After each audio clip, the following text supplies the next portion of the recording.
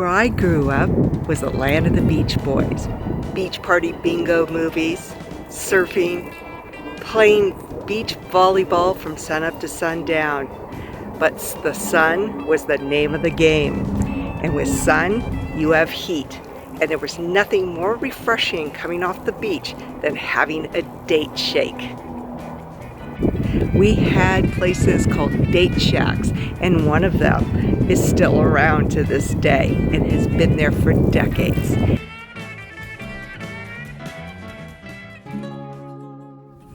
My summer months may have been spent on the sun-soaked beaches between Newport Beach and Laguna Beach, but during the winter months, when the weather was too cold at the beach, we would hop out to the Palm Springs desert area in the Coachella Valley, where date farms are king.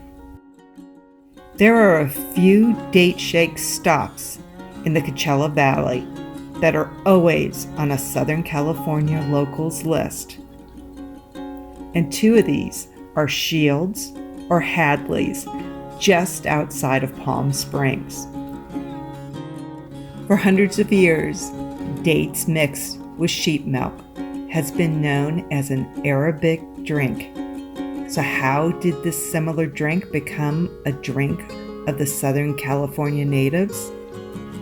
Legend has it, the first date palms were planted by Franciscan and Jesuit missionaries around 1769 in San Diego, California. But due to the damp climate, they died out. But in 1928, Russell Nichols brought date trees and the date shake to the Southern California desert valley of Coachella.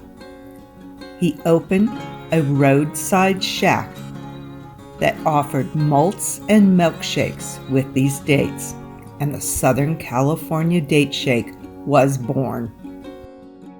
A classic date shake has a creamy caramel flavor with a slightly lumpy texture, and generations continue to consume this iconic drink.